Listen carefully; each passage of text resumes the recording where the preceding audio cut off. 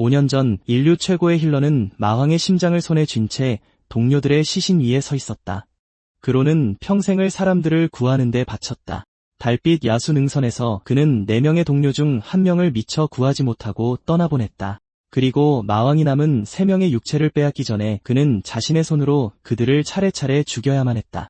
더 이상 치료할 상처도 지켜야 할 사람도 남지 않자 그는 괴물의 심장을 짓부수고 그들과 함께 최후를 맞이했다. 그것이 이야기의 끝이어야만 했다. 하지만 그로는 마족들의 재물 의식 한가운데서 눈을 뜬다. 허약한 몸은 재단에 못 박혀 있고 주변에는 마왕의 오주기를 기념하는 끔찍한 마물들이 우글거리고 있었다. 마족들은 그들의 주군을 죽인 장본인이 바로 눈앞에 누워있다는 사실을 꿈에도 몰랐다. 또한 그를 동족으로 깨운 것이 마족 역사상 최악의 실수가 되리라는 것도 알지 못했다. 그러니 이 상황을 파악하는 데는 단 몇 초면 충분했기 때문이다. 그리고 대학살이 시작된다. 그 모든 일이 일어나기 전 그로는 기념비를 가득 채울 만큼 수많은 이명으로 불렸다. 그는 자비의 교단 수석 힐러이자 왕립 아카데미의 명예교수 루카의 파괴자였으며 마족의 최후 요새로 진격했던 5영웅 중 한 명이었다. 하지만 그에게 칭호 따위는 중요하지 않았다. 중요한 것은 맡은 바를 끝내는 것뿐이었다. 달빛 야수 능선에서의 목표는 단 하나, 초대 마왕 수무라스를 죽이는 것이었다. 5영웅은 수많은 마족 군대를 뚫고 마침내 그에게 도달했다. 결점 없는 기사 메로비치는 피비린내 나는 전장을 무도회장으로 만들었다. 강철의 요새 페이는 일행을 향해 날아오는 모든 공격을 막아냈다.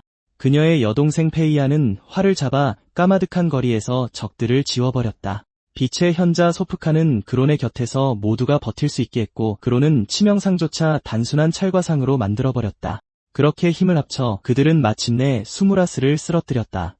하지만 승리의 기쁨은 다음 숨을 내쉴 때까지만 허락되었다. 소프카가 가장 먼저 쓰러졌다. 그로는 더 이상 고칠 곳이 없을 때까지 그녀에게 치유의 힘을 쏟아부었지만 그녀의 생명은 기어이 흩어져 버렸다.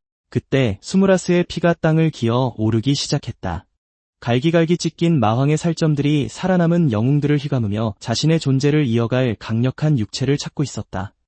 메로비치는 누구의 설명 없이도 상황을 직감했다. 만약 저 끔찍한 것이 자신을 차지한다면 인류는 마왕의 의지를 품은 메로비치의 압도적인 힘과 싸워야만 했다. 그래서 그는 자아를 잃기 전에 자신을 죽여달라고 그론에게 부탁했다. 그론은 그렇게 했다. 페이도 같은 부탁을 했고 페이아도 마찬가지였다. 죽음이 더해질 때마다 그론의 타고난 재능, 시사녀레가 먹어치우듯 그 힘을 흡수했다. 가기는 쓰러진 자들을 헤아렸고 그에게 더 강력한 힘을 쥐어주는 것으로 응답했다. 힐러에게는 너무도 잔인한 능력, 하지만 그 산에서는 세상을 구하기 위해 한없이 잔혹해져야만 했다. 동료들은 죽었고 자신의 몸마저 부서져 내리는 가운데 그로는 마족의 살점 덩어리를 뚫고 들어가 수무라스의 심장을 찾아내 맨손으로 으스러뜨렸다. 그의 마지막 남긴 말은 끝내 집으로 데려가지 못한 동료들을 향한 사과였다. 5년 후 마족들은 원형산에 모여 수무라스를 기리는 재물의식을 거행한다.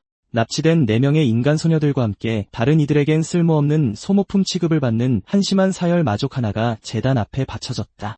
그 사열 마족이 바로 그론의 새로운 육체였다. 2팔은 결박되었고 힘은 쥐뿔도 없는 상태에서 사마귀 마족이 그를 난도질하려 준비하고 있었다. 하지만 그론은 당황하지 않는다. 그는 칼날과 그 궤적 그리고 무기를 쥔 놈을 냉철하게 분석했다. 그러고는 사마귀 마족을 자극해 놈이 홧김에 무기를 휘두르도록 만들었다. 칼날은 그의 목을 비껴나가 재단에 못 박힌 팔을 잘라냈다. 그에게 필요한 자유는 그것으로 충분했다. 그로는 잘린 팔을 낚아채 주의를 분산시키고는 재단을 끔찍한 도살장으로 뒤바꿔버린다. 마족 하나가 재물이 반항한다는 사실조차 깨닫기 전에 목숨을 잃었다.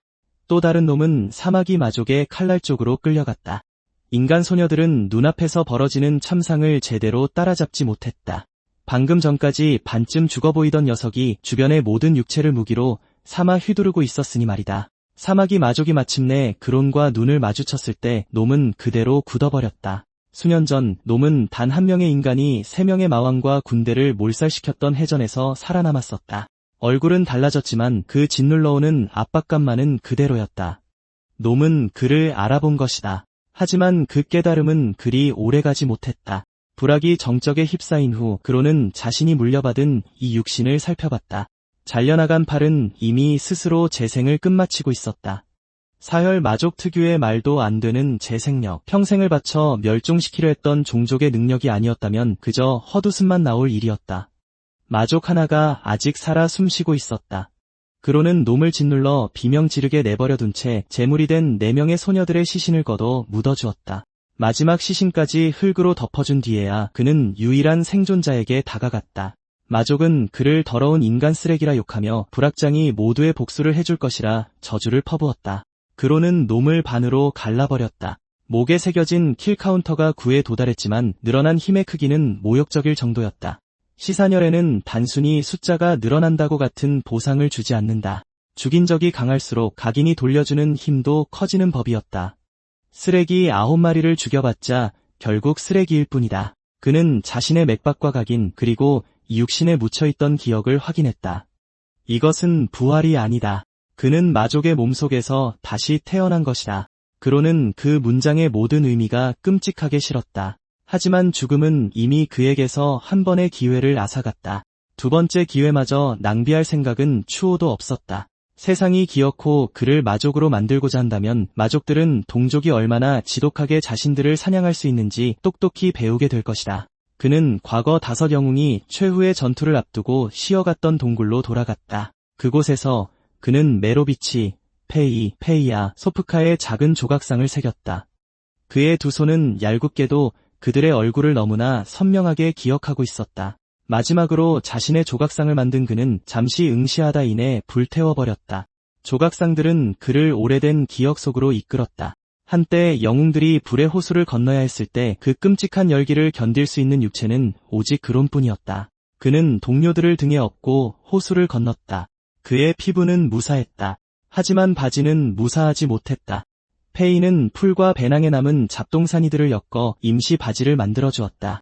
그 꼴을 본 모두가 배를 잡고 웃었다. 그로는 입문 내내 그 옷차림은 전술적으로 용납할 수 없다고 불평했고 페이는 정통선 패션이라며 맞서곤 했다. 당시엔 짜증났던 기억이었지만 홀로 남은 동굴에서 그 추억은 마침내 그를 미소 짓게 했다. 동료들은 그가 직접 죽였기에 목숨을 잃었다.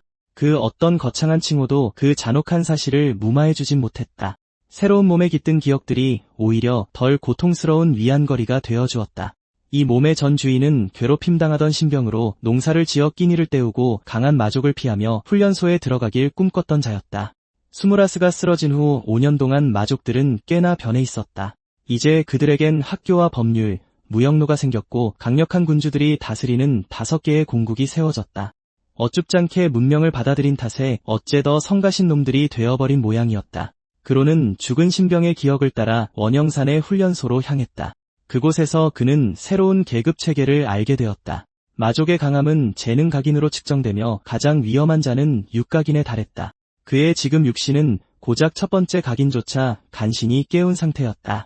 훈련 중 포획되었던 비스트로어가 구속을 끊고 날뛰기 시작한다.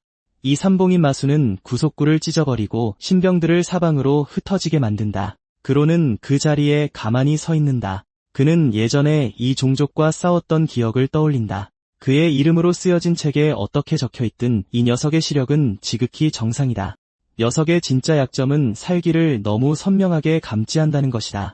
그래서 그로는 자신의 살기를 아주 옅게 흘려보낸다. 그 마수는 그를 힐끗 보더니 그대로 도망친다. 다른 이들은 그 유명한 영웅의 책이 맞았고 마수가 단지 그를 보지 못했을 뿐이라고 지레짐작한다. 그로는 굳이 그들의 착각을 바로잡지 않는다. 마족 학교에 퍼진 잘못된 정보는 문제라기보다는 오히려 공익에 가깝게 들린다. 아까 그를 밀쳐냈던 깃털 달린 천재 마족은 그론이 내민 손을 자신을 일으켜 주려는 호의로 착각한다. 그는 그 호의가 아무것도 아니라는 듯 허세를 부리며 손을 뻗는다. 그로는 그 마족의 옷자락을 뜯어내 손가락에 묻은 비스트로어의 피를 닦고는 걸어가 버린다. 공포가 하지 못한 일을 굴욕감이 해낸다. 그 천재는 다른 신병들 앞에서 해명을 요구하며 길길이 날뛴다. 그로는 대마족 전술이라는 인간의 책에서 그 약점을 읽었다고 대답한다. 그 책의 저자는 바로 그론 본인이었다. 그 책은 비스트로어의 시력이 나쁘다고 거짓으로 서술했으며 신병들은 말을 할 만큼 지능이 높은 개체를 만나본 적이 없기에 그 말을 철석같이 믿는다. 그 거짓말은 깃털 달린 마족에게 한 가지 묘안을 떠올리게 한다. 그러니 인간의 전술을 안다면 인간 사냥꾼들이 보물을 숨겨둔 곳도 알지 모르기 때문이다. 그것이 불량배들이 나중에 그를 미행하는 이유였고, 그러니 굳이 그들을 말릴 이유가 없는 까닭이기도 했다. 이 사건은 이 육체의 원래 주인을 괴롭혔던 바로 그 신병들의 주의를 끈다. 그들 중 5명이 캠프 밖으로 그론을 따라가며 이번에도 쉽게 두들겨 팰 수 있을 거라 기대한다. 그는 사냥감들을 한 곳에 모아두는 편이 시간을 절약할 수 있기에 기꺼이 포위당해준다. 첫 번째 공격자는 짙은 뱀의 도간개를 들이마신다. 두 번째는 연기 속에서 그론을 놓치지만 체온이 모든 적을 새빨갛게 물들일 때 뱀에게는 평범한 시력이 필요 없다는 뼈저린 진실만을 깨닫게 된다. 무리가 허공의 그림자를 공격하는 동안 그론은 안개 속을 유유히 누비며 관절을 꺾고 목줄기를 베어버린다. 마침내 단 한 명의 생존자가 목숨을 구걸하며 정보를 제공하겠다고 제안한다. 그는 숨겨진 보물 동굴의 위치를 알고 있었다. 그론은 그 거래를 받아들인다. 그는 심지어 그 마족을 앞장서서 걷게 해준다. 그것은 자비라기보다는 함정 탐지기에 가까웠다. 동굴은 숨겨진 칼날, 무너지는 바닥, 그리고 도둑을 죽이기 위해 배치된 마물들로 가득했다. 그론의 길잡이는 그 대부분을 온몸으로 직접 찾아낸다. 가장 안쪽 방에 도달했을 무렵 이 가여운 얼간이는 자신이 숱하게 방패막이로 쓰였다는 사실과 생존의 약속이 아주 유동적인 조건이었다는 것을 깨닫고 만다. 보물의 진짜 주인은 2개의 재능봉인을 지닌 깃털 달린 마족이었다. 그는 벼락 화살을 쏘고는 방을 버려둔 채 담즙벌레가 우글거리는 호수 너머로 달아난다. 그로는 아랑곳하지 않고 뒤쫓는다. 벌레떼가 뼈에서 살점을 분리해낼 만큼 어마어마한 수로 그에게 몰려든다. 하지만 오히려 그 모든 죽음은 시사녀레의 양분이 된다. 호수 한가운데서 그론의 2번째 봉인이 열리고 폭발적으로 증가한 힘은 그가 둥지 전체를 썰어버릴 수 있게 만든다. 깃털 달린 마족은 바로 그 순간만을 기다리고 있었다. 그는 그론이 새로운 힘을 안정시키기도 전에 황제 벼락 화살을 당겨 쏘아낸다. 눈부신 번개가 뱀 마족을 통째로 집어삼킨다. 아주 잠깐 그론조차 이 새로운 육체가 한계에 달했다고 생각한다.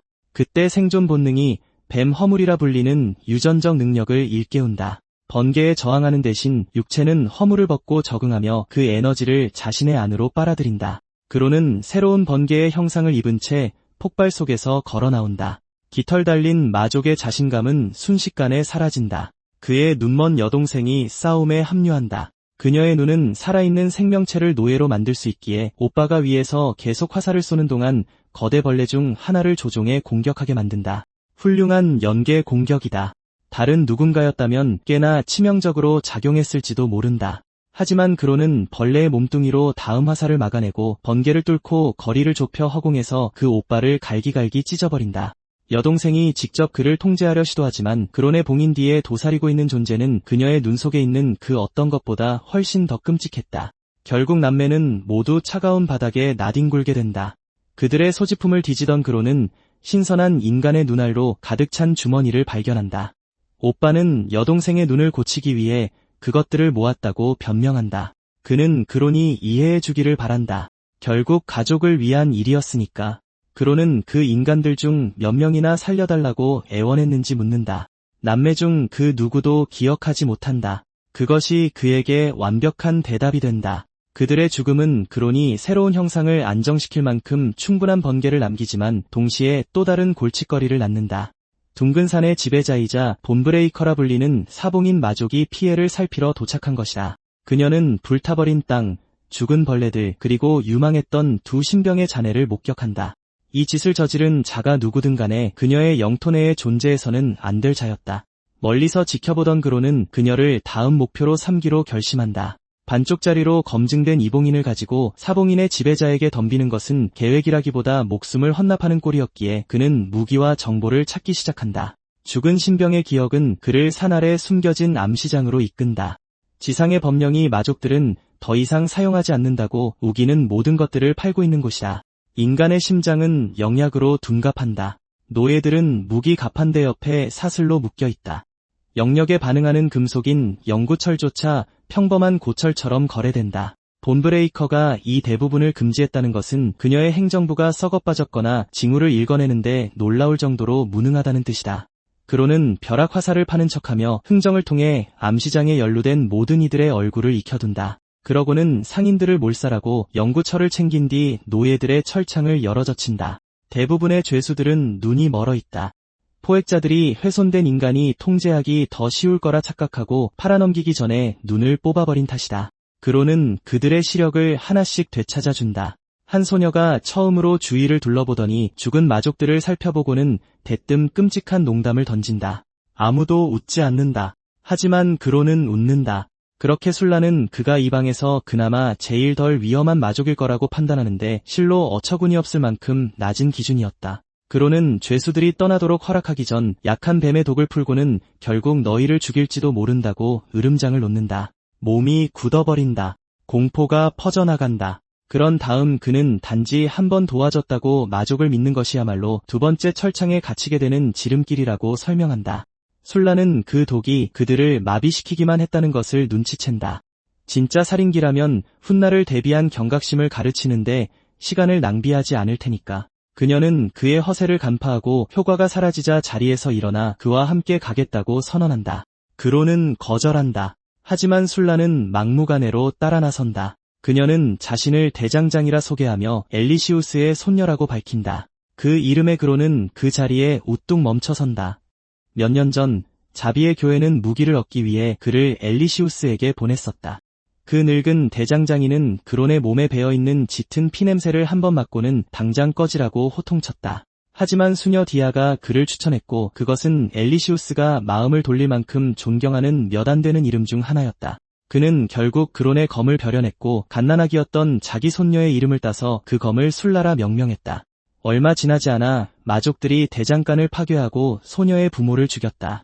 그론이 도착했을 때는 이미 늦어 그들을 구할 수 없었지만 엘리시우스가 다시 전투에 나선 사이 그는 아기에게 축복을 내렸다. 이제 그 아기가 마족 시장에 서서 새로운 검을 완성하는데 필요한 영혼의 강철을 내놓으라며 호통을 치고 있다. 술라 역시 그론을 알아본다. 다른 얼굴과 뱀의 꼬리를 가졌어도 한때 자신을 품에 안았던 그 남자의 버릇까지 숨길 수는 없었다. 두려워하기는커녕 그녀는 오히려 안도하는 듯하다. 한편 그로는 자신의 비밀 정체가 고작 대화 한 번만에 들통났다는 사실을 받아들여야만 했다. 그는 구출한 포로들에게 물자를 들려 동쪽으로 보내며 뱀파이어 기사의 제자가 그들을 구했다는 내용이 담긴 서신을 쥐어준다. 누군가 그들의 이야기에 의문을 품었을 때 믿고 의지할 수 있는 인간의 이름을 제공하는 동시에 술라에게 쏠릴 주의를 분산시키기 위함이다. 작업을 하는 동안 술라는 왜 이 강철이 중요한지 설명한다. 달빛 야수능선에서 파괴된 검을 제외하면 그녀 가문의 비전으로 만들어진 검은 이제 손에 꼽을 정도만 남아있기 때문이다. 그녀의 할아버지는 그 완벽한 기술을 모두 알고 있었다. 그녀는 그중 일부만을 알고 있을 뿐이다. 아그리콜라라는 이름의 마왕은 그 기술을 위협적으로 사용할 만큼 알고 있다. 그녀의 망치질 아래 미완성의 무기가 점차 형태를 갖춰간다. 술라는 그 검을 술라 주니어라고 부른다. 그로는 자신의 옛검 이름을 딴 대장장이의 이름이 다시 붙은 그 검을 응시하며 세 번째 버전이 나타나면 무슨 일이 벌어질지는 묻지 않기로 다짐한다. 본브레이커는 이미 자신의 영지에 또 다른 포식자가 활보하고 있음을 눈치채고 있었다. 실종 사건은 그론이 도착하기 전부터 시작되었다. 2년 전부터 재능 있는 마족들이 죽어나가더니 이제는 암시장마저 통째로 지워져 버렸다. 그녀는 고유 인장 도감을 살피며 그론이 남긴 번개의 흔적을 모든 기록된 특성과 비교하다가 시체의 산과 피의 바다라는 항목에서 잠시 멈칫한다. 그 페이지에는 이 특성의 기운이 소유자의 의지와 상관없이 발동될 수 있다고 경고하고 있었다. 본브레이커는 그것이 잘못된 능력이라 치부하고 계속해서 조사를 이어나간다. 그로는 자신의 무기가 채 준비되기도 전에 위장한 그녀와 마주치게 된다. 그녀는 수상한 뱀의 피를 가진 신병을 시험하기 위해 어둠 속에서 공격을 가한다. 그의 첫 번째 주먹은 그녀의 복부에 닿자마자 막혀버린다. 그는 두 사람 위로 물의 장막을 떨어뜨리고 그 쏟아지는 물줄기 사이로 번개를 내리꽂았지만 본브레이커는 몸에 인장의 힘을 집중시켜 그 끔찍한 전류를 견뎌낸다. 두 사람 모두 자신의 모든 패를 드러내지 않는다. 본브레이커는 이 낯선 자가 시체보다는 하수인으로 쓰는 편이 더 쓸모있을 것이라 판단한다. 그로는 현재 자신의 수준으로는 그녀에게 흠집조차 낼 수 없다는 사실을 깨닫고 물러선다. 그가 동굴에 도착했을 때 입구에서는 검은 연기가 뿜어져 나오고 있었다. 배기구를 만드는 것을 깜빡한 술라 덕에 대장간이 온통 그 흐름에 파묻힐 뻔했지만 그녀의 손에 들린 검만큼은 진짜였다. 아직 코등이도 손잡이도 폼멜도 없는 상태였다. 그로는 고스란히 드러난 승배를 천으로 감싸며 완성된 관짝보다는 미완성된 강철이 낫다고 스스로를 위안한다.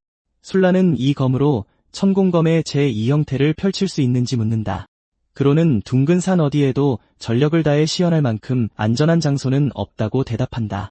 하지만 다음날 그는 마침내 적당한 장소를 찾아낸다. 이제 본브레이커를 인적이 드문 곳으로 유인하기만 하면 된다. 모든 정보원들이 입을 모아 말하는 지배자의 약점이 하나 있었다. 그녀는 거대한 과일 파이를 끔찍이 사랑한다는 것이다. 그로는 공성병기라 불러도 손색 없을 만큼 거대한 파이를 구워내고는 경비병들이 와인을 찾으러 간 사이 그녀의 거처로 당당히 들고 들어간다. 역사상 가장 품위 있는 암살 계획은 아니었지만 품위가 사봉인 마족을 죽여준 적은 단 한 번도 없었다. 본브레이커는 이미 아련실에서 기다리고 있었다. 그녀는 파이를 바라보며 제 발로 찾아온 그론을 영리한 녀석이라 칭찬하고는 첫 번째 조각을 향해 손을 뻗는다. 그러나 그론은 파이 대신 술라 주니어로 그녀의 뺨을 베어버린다. 그녀의 첫 번째 돌진은 그의 가슴을 거에 함몰시킬 뻔했다. 그론이 번개로 반격했지만 방패가 그 충격을 고스란히 삼켜버릴 뿐이었다. 그는 각도를 틀어 바닥으로 전류를 흘려보냈고 술라 주니어의 영혼의 강철을 이용해 본브레이커 인장의 흐름을 교란시킨다. 그녀 역시 그에 못지않게 빠르게 적응해낸다. 검과 방패가 부딪힐 때마다 이상하리만치 익숙한 감각이 밀려든다. 묵직한 공격을 받기 전 두 발을 단단히 고정하는 자세, 미세하게 방패의 각도를 조절하는 움직임, 심지어 적을 공격거리 안으로 끌어들이기 위해 일부러 틈을 보이는 그 찰나의 순간까지 그로는 수년 동안 그 버릇들을 곁에서 지켜보며 함께 싸워왔다. 본브레이커는 그를 내리쳐 바닥을 뚫고 또 다른 층으로 처박아 버린다. 돌바닥에 부딪힌 그의 두개골에 금이 간다. 뱀의 피가 손상된 육체를 재생시키지만 치유된다고 해서 공사판의 자재처럼 내동댕이 쳐지는 기분이 나아지는 것은 아니었다. 그로는 몸을 일으켜 천공검의 제2 형태를 펼쳐낸다. 본브레이커는 창을 바닥에 내리꽂으며 자신의 궁극적인 특성을 개방하는 것으로 화답한다. 거대한 전투 깃발이 그녀의 등 뒤로 솟아오른다. 그 깃발은 그론의 공격력을 흡수해 비축했다가 이자까지 덧붙여 그에게 되돌려준다. 그론은 그 능력을 알고 있다. 그는 저 능력이 자신의 목숨을 셀 수 없이 여러 번 구하는 것을 똑똑히 지켜보았었다. 그는 무기를 거두고 그녀를 페이라고 부른다. 본브레이커의 움직임이 멈춘다. 그 이름은 두 사람을 그들의 첫 만남이었던 과거의 기억으로 끌어당긴다. 메로비치는 다른 일행들에게 파티의 5번째 멤버를 찾았다고 장담했었다. 하지만 그들이 둥근 산에 도착했을 때 본 것이라고는 언덕처럼 보이는 곳에서 일어나는 거인과 그 거인의 두개골 꼭대기를 뚫고 터져나오는 무언가뿐이었다. 그로는 홀로 그 마수 안으로 들어가 거인의 머리통 속에서 천공검 제1형태를 사용한 것이었다. 죽은 거인이 미래의 영웅들을 향해 비틀거리며 쓰러지려 하자 소프카와 페이가 방벽을 합쳐 그 거구를 막아냈다. 거대한 턱이 벌어지자 뇌수로 범벅이 된 그론이 입 밖으로 기어나와 메로비치에게 물었다. 이들이 내가 말한 그 조수들이냐고. 메로비치는 그의 말을 정정했다. 조수가 아니라 마왕을 함께 물리칠 동료들이라고 말이다. 그론은 곧바로 협력과 우정 사이에 단호히 선을 그었다. 깊은 감정은 약점이 될 뿐이라면서. 페이는 동의하지 않았지만 이토록 불쾌하게 굴기로 작정한 자와 말다툼을 해봤자 소용없다며 고개를 저었다.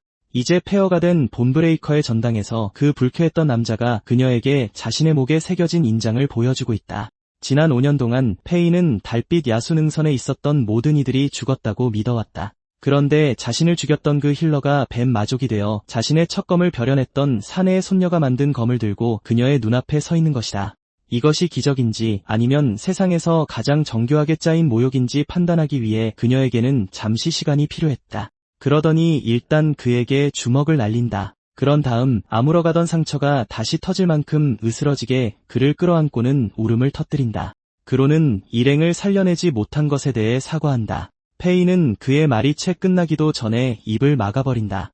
이전 3에서도 그녀를 가장 짜증나게 했던 건 자신이 조금만 더 노력했다면 모든 비극을 막을 수 있었을 거라는 그의 오만한 자책뿐이었기 때문이다. 경비병들이 황급히 뛰어 들어왔을 때 싸움은 이미 끝난 뒤였다. 그들이 발견한 것은 반파된 건물과 기진맥진한 이방인 위에 올라타 있는 자신들의 지배자 그리고 도무지 상황을 설명할 생각조차 없는 두 사람의 모습뿐이었다. 경비병들은 조용히 무언가를 단단히 오해하고는 갑자기 급한 선약이 떠오른 사람처럼 쏜살같이 뒷걸음질치며 사라진다.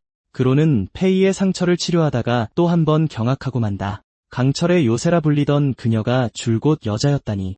페이는 어이없다는 듯 그를 빤히 바라본다. 3년이나 함께 피를 흘리며 싸웠다. 그녀는 한 번도 숨긴 적이 없었다. 다른 일행들도 다 아는 사실이었다. 심지어 누군가는 그가 보는 앞에서 그녀를 누님이라고 부른 적도 있었다. 그로는 그것이 그저 북부의 군대 계급인 줄로만 알았던 것이다. 어떤 미스터리는 진정 죽음조차 초월하는 법이다. 페이는 그론과 술라를 자신의 거처 지하에 숨겨진 밀실로 안내한다. 표면적으로 본브레이커는 마족들을 위해 둥근 산을 다스리고 있었다. 하지만 은밀하게 그녀는 수년 동안 마족들의 미래를 철저히 짓밟아오고 있었다. 전도 유망한 신병들은 위험한 임무 도중 감쪽같이 사라졌고 폭력적인 파벌들은 서로를 물어뜯도록 교묘히 부추겨졌으며 최악의 범죄자들은 마치 우연처럼 치명적인 형벌을 받았다. 동굴을 떠나기 전 페이는 불에 탄 그론의 조각상을 발견한다. 그녀는 그 조각상을 다른 4명의 영웅 조각상 곁에 가만히 내려놓는다. 그론은 그것을 파괴한 것이 두 눈을 똑바로 뜨고 더 나은 사람이 되기 위해서였다고 말한다. 페이는 자신을 지워버리는 걸 발전이라고 부를 수는 없다고 대답한다. 이번에는 두 사람 모두 혼자 싸우지 않을 것이다. 그로는 그녀의 방식을 인정하지만 공국의 모두를 죽이는 것보다는 속도가 느리다고 지적한다. 페이는 그런 말 때문에 아무도 그를 5영웅 중 다정한 멤버로 착각하지 않았던 것이라며 일침을 가한다. 환생은 두 사람 모두를 바꿔놓았다. 마족의 본능도 진짜지만 과거의 자신들 역시 진짜다. 그로는 새로운 육체 덕분에 성격이 오히려 부드러워졌을지도 모른다고 주장한다. 페이는 밖에 널브러진 시체들을 보며 그 말에 대답할 가치도 없다고 판단한다. 그녀에게는 다른 일행들에 대한 정보가 있다. 페야는 침묵의 공국 어딘가에 살아있지만 알 수 없는 신체적 문제로 인해 자매는 만나지 못하고 있다. 메로비치의 행방은 묘연하다. 소브카는 아무런 흔적도 남기지 않았다. 또한 페이는 영예의 부름이라는 고대 유물의 반쪽을 소유하고 있다. 그것이 완성되면 사람을 영혼에 새겨진 기억 속으로 끌어들일 수 있다. 나머지 반쪽은 중립지대의 도적들에게 도둑맞았다. 그로는 누가 그들을 환생시켰고 그 이유가 무엇인지 알아낼 기회를 엿본다. 도둑맞은 조개를 찾는 것은 실망스러울 정도로 쉬웠다. 도적들은 그 이상한 물건이 가치가 없다고 믿고 약탈품 상자들 사이에 아무렇게나 방치해 둔 상태다. 진짜 문제는 도적 중 단 한 명도 그것을 들고 도망치지 못하게 하면서 빠져나가는 것이다. 두 사람은 도난당한 보급품 상자 2개에 숨어 잠입한다. 페이는 당장 튀어나가 야영지를 쓸어버리고 싶어 하지만 그로는 도망치는 도적 하나가 조개를 가져가면 유일한 단서를 날리게 된다고 지적한다. 한 마족이 그론의 상자 위에 앉아 나무가 부서질 뻔할 때도 그들은 쥐죽은 듯이 숨죽인다. 마침내 도적단 두목이 나타나 보물 주머니를 동료에게 넘기며 모두를 지키기 위해 나서는 척한다. 하지만 그는 그론 앞에 무릎을 꿇고 자신의 부하들로부터 구해달라고 구걸한다. 모욕감을 느낀 그의 동료가 그를 죽이고 주머니를 차지한 뒤 자신을 잡을 수 있다면 그론의 새로운 파트너가 되어주겠다고 제안한다. 그녀가 미소를 거두기도 전에 뇌전 형태가 그 문제를 가볍게 해결해버린다. 그론은 단 한 번의 움직임으로 주머니와 그녀의 손목을 동시에 낚아챈다. 페이는 야영지의 나머지를 처리한다. 처음에 그녀는 순수한 방어와 둔탁한 공격을 오가며 옛 갑옷을 다루던 습관에 빠져든다. 그로는 그녀의 문양 속으로 뱀을 보내 자신의 독을 그녀의 힘과 섞는다. 그가 무엇을 보여주려는지 이해하자 방패와 창이 완벽한 조화를 이루기 시작한다. 방어할 때마다 공격자는 약해진다. 그 약점을 파고드는 모든 반격 덕분에 도적들은 훨씬 빠르게 썰려나간다. 그 기술을 쓰기 전 그로는 페이가 현재 지닌 전투 방식의 약점을 바로잡도록 돕는다. 그녀의 전투 깃발은 거의 모든 것을 흡수할 수 있지만 저장된 힘을 방출하기 시작하면 방어력이 떨어진다. 그로는 그녀가 저장하는 문양 에너지에 자신의 독을 섞는 법을 가르친다. 이제 그녀의 방벽을 밀어붙이는 적은 스스로 서서히 약해질 것이고 마지막 반격은 그 맹독을 고스란히 되돌려줄 것이다. 페이는 그 아이디어가 좋다는 걸 인정하기 싫어한다. 그로는 배려심이 깊게도 그 점을 대놓고 지적한다. 조개가 완성되자 두 사람은 영해로 진입한다. 그들은 그곳에서 수무라스의 마지막 순간을 반대편 시점으로 지켜본다. 마제는 환생진을 지니고 있었으나 그것은 본래 그의 힘이 아니었다. 영원의 군주주가 그에게 전해준 능력이었다. 그러니 수무라스의 심장을 파괴했을 때 손상된 진이 그대로 발동되었다. 기억 속에서 그론의 검이 페이를 꺼뚫은 직후 수무라스는 숨겨진 제3의 눈을 번쩍 뜬다. 그는 환생을 예비 계획이라 부르며 그 힘이 다른 이의 것임을 인정한다. 이후 무너져 내리는 그의 영혼 주위로 진이 형성되지만 완성되기도 전에 금이 가공한다. 그리고 그 진은 가장 가까이 있던 영혼들을 빨아들였다. 그론, 메로비치, 페야는 그들의 적과 함께 부서진 의식 속으로 휩쓸려 들어갔다. 소브카마는 외의였다. 그녀는 그론이 다른 이들을 죽이기 전에 목숨을 잃었기에 그녀의 영혼은 이미 환생진이 닿을 수 없는 곳에 있었다. 그 사실은 가슴 아프지만 당장 더 시급한 위기를 만들어낸다. 수무라스 역시 환생했을 것이 틀림없다. 만약 그가 강력한 숙주를 찾아 완전히 각성한다면 인류가 간신히 살아남았던 그 끔찍한 전쟁이 다시 시작될 것이다. 그로는 소브카에게 무슨 일이 있었는지 묻는다. 페이는 술라에게 전역을 권하며 화제를 돌리려 애쓴다. 하지만 그로는 그녀를 내버려 두지 않는다. 페이가 두 사람 사이에서 마지막으로 희망을 보았던 건 낚시를 마치고 돌아온 영웅들이 모닥불 옆에 단둘이 있는 그론과 소브카를 발견했을 때였다. 페이는 분위기를 깨려는 메로비치와 페야를 멈춰 세웠다. 이미 한 번의 결혼 실패를 겪었던 메로비치는 자신에게 낭만적인 타이밍을 읽는 재주가 없다는 걸 순순히 인정했다. 소브카는 그론의 눈가에 있던 숫자가 사라진 것을 눈치챘다. 그는 자신의 의지에 반해 살인을 저지를 때 그 숫자가 나타나고 진심으로 행복을 느낄 때만 사라진다고 설명했다. 그녀는 그의 주변 사람들의 이름을 하나씩 부르기 시작했다. 메로비치는 야영지를 집처럼 편안하게 만들어주었다. 페이는 퉁명스럽지만 사려 깊었다. 페야는 모든 대화를 가볍고 유쾌하게 이끌어주었다. 그러자 소브카가 자신에 대해 물었다. 그로는 시선을 피하며 그녀 역시 그 목록에 속해 있다고 조용히 대답했다. 하지만 지금 환생진 안에는 소브카가 없으며 그녀가 다른 어딘가로 돌아왔다는 단서조차 없다. 그로는 페이의 벽에 새겨진 수무라스의 형상에 주먹을 지식이듯 누른다. 만약 마제가 그녀를 다시 찾을 가능성마저 빼앗아 갔다면 그것은 피로 받아내야 할 또 하나의 빚이 될 뿐이다. 페이는 그론의 기억을 더 깊이 쫓으며 환생진이 남겼을지도 모를 다른 흔적을 찾아 헤맨다. 영예가 그녀를 중심으로 소용돌이치며 변한다. 빛이 사라진다. 수없이 매달린 올가미 아래로 뼈들이 솟아오르고 그론의 문양 속에서 거대한 무언가가 그녀를 노려본다. 자비의 여신상들이 시면 위로 위태롭게 매달려 있다. 어린아이의 목소리가 페이에게 자신을 따라 출구로 오라고 속삭인다. 그녀 등 뒤에서 또 다른 그론이 아이의 말을 듣지도 아이를 보지도 말라고 소리친다. 그녀는 고개를 돌려 바라본다. 그것은 수무라스가 아니었다. 그 존재는 그의 새로운 육체보다 훨씬 더 오래된 느낌이었고 죽음에 훨씬 더 매료되어 있었다. 그것이 그녀에게 닿기 직전 그론이 페이를 낚아채 끌어당긴다. 방으로 돌아온 그녀는 자신이 본 것이 무엇인지 추궁한다. 그는 자신도 그것을 이해하게 되면 그때 설명해 주겠다고 대답한다. 그 대답은 두 사람 모두를 만족시키지 못했지만 당장은 수무라스가 최우선이었다. 페이는 마제의 몰락 이후 마족 사회가 어떻게 변했는지 설명한다. 수무라스는 최초의 마족들을 창조했고 5명의 대군주에게 권력을 분배했다. 훗날주가 새로운 세대, 정규 교육, 정부, 법률을 도입한 뒤 옛 지배자들의 대부분을 자신의 비전에 충성하는 지도자들로 조용히 교체했다. 그 결과 여전히 인간을 잡아먹으면서도 사후에 서류 작업을 처리하는 종족이 탄생했다. 그론과 페이가 사냥을 계획하는 동안 수무라스는 이미 눈을 떴다. 하스스톤 마을에서 한 무리의 마족들이 딸 앞에서 인간 아버지를 잔인하게 고문한다. 그들은 정보를 캐내려는 것이 아니었다. 단지 한 가족이 처참하게 부서지는 걸 즐기고 있을 뿐이다. 소녀는 돌연 울음을 그친다. 그녀가 다시 고개를 들었을 때 그 눈동자 뒤에는 수무라스가 자리하고 있었다. 그는 잔인해서가 아니라 그 남자의 고통을 끝내주기 위해 먼저 아버지를 죽인다. 그러고는 고통 속에서 쾌락을 탐한 마을의 모든 마족을 지워버린다. 아주 짧은 순간 부활한 마제에게 자비라는 게 생겨난 것처럼 보일 정도였다. 그리고 소녀의 어머니가 돌아온다.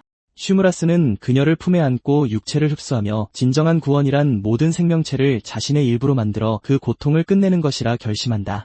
그는 목적지가 아닌 언어를 바꾼 것뿐이다.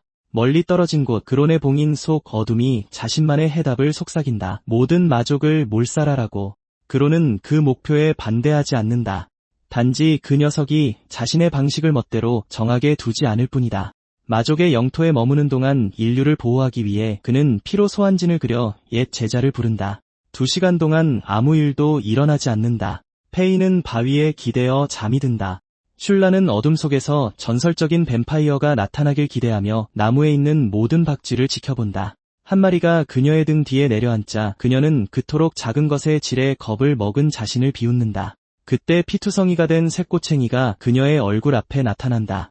뱀파이어 기사 빌런은 함정일 거라 예상하며 도착한다. 그는 그론이 인사를 마치기도 전에 이 낯선 뱀 마족을 공격한다. 그론은 공격을 막아내고 그의 자세를 지적하며 빌런이 학창시절 기억하던 그 말투 그대로 설교를 시작한다. 기사는 공격을 하던 도중 멈칫한다. 수년 전 빌런은 모델 로렌스와 그의 친구들에게 괴롭힘을 당하던 겁 많은 아카데미 학생이었다. 그들은 그의 피해 문장을 조롱하고 계단으로 끌고 가 어떤 교수도 보지 못할 곳에서 그를 때리려 했다. 모델은 달궈진 금속을 빌런의 손에 짓눌렀다. 소녀는 어머니가 상처를 눈치챌 거라며 제발 용서해 달라고 애원했다. 모델은 그 말을 완벽하게 이해했다. 바로 그게 그가 손을 표적으로 고른 이유였다. 그론이 그 광경을 목격했다. 먼저 그는 가볍게 인두를 빼앗고 빌런을 치료해 주었다. 모델은 정직원도 아닌 명예교수 따위가 귀족의 아들에게 이래라 저래라 할 권한은 없다고 항의했다. 그로는 그와 친구들을 창밖으로 내던지는 것으로 대답을 대신했다. 괴롭히던 무리들은 나중에 다시 돌아와 살아 움직이는 덩굴로 빌런을 나무에 매달았다. 그들은 로렌스 가문의 영지로 그론을 유인해 아카데미의 목격자 없이 그 교수를 고문할 작정이었다. 덩굴이 뼈를 부러뜨리기 시작했을 때도 빌런은 거절했다.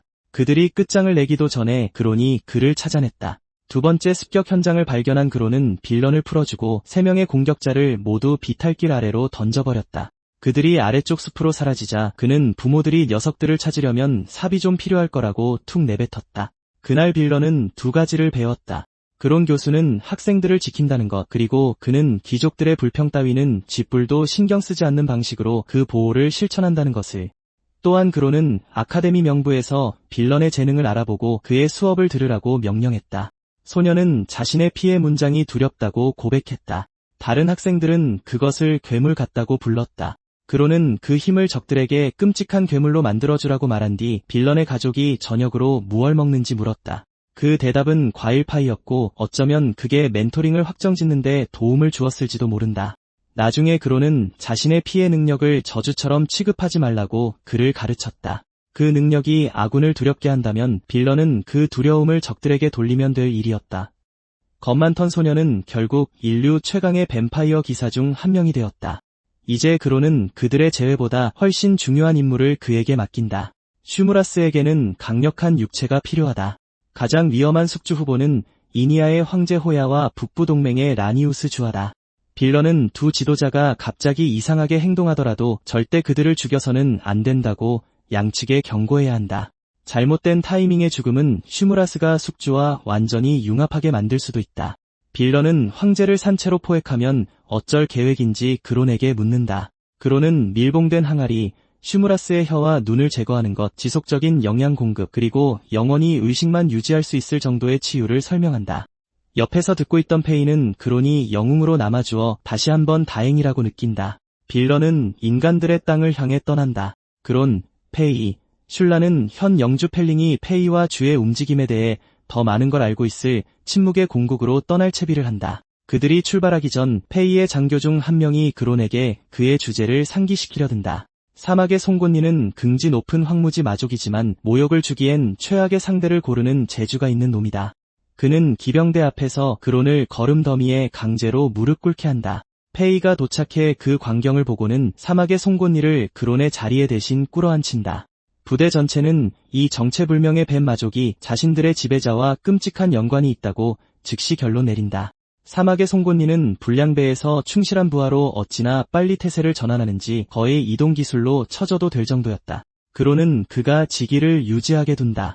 눈에 띄는 자리에서 떠드는 바보가 그 자리를 꿰찰지 모를 야심찬 바보보다 감시하기 쉬운 법이니까. 다른 한편 주는 남은 마족의 지배자들을 불러 모은다. 그는 마족에게 군대와 학교 이상의 것이 필요하다고 주장한다. 그들에게는 신앙이 필요했다. 슈무라스는 죽었을지 몰라도 그들의 창조주를 숭배하는 것은 마족 문명의 공통의 정체성을 부여할 것이다. 펠링은 그 제안을 거절하고 자리를 박차고 나간다. 그에게 힘을 종교로 대체하자는 것은 주가 다른 영주들 위에 서기 위한 또 다른 수작일 뿐이다. 이 의견 충돌은 5대 공국이 단합되지 않았음을 증명한다. 그론에게 그것은 곧 기회를 의미한다. 빌런은 황제 호야의 궁정에 도착해 국정을 연극처럼 즐기는 지배자에게 경고하는 것이 얼마나 고된 일인지 깨닫게 된다. 호야는 2개의 장부를 가지고 있는데 하나는 총명하고 자비로운 왕으로서 내린 결정을, 다른 하나는 그의 어두운 이면이 내린 선택을 기록하기 위한 것이다. 그 기준은 대체로 그의 기분에 따라 달라지는 듯하다. 하지만 빌런이 그론의 이름을 꺼내자 그는 귀를 기울인다. 호야는 슈무라스에게 자신의 육체를 빼앗기는 것이 그 어떤 정치적 패배보다 끔찍하다는 걸 이해한다. 그는 주하에게도 경고를 보내기로 동의하며 잠재적 숙주인 2사람의 주변에 추가 병력을 배치하라 명한다.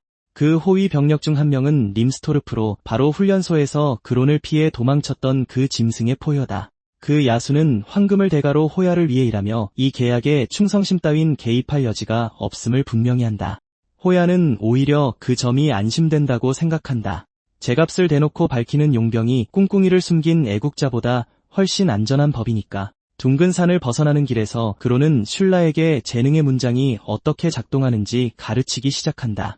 아무리 놀라운 기술이라도 힘을 모으고 증폭시키고 방출하고 쓸모있는 형태로 빚어내는 4가지 기초에서 비롯된다. 슐라는 그 설명을 이해한다. 하지만 자신의 재능을 각성시키는 것은 완전히 다른 문제다.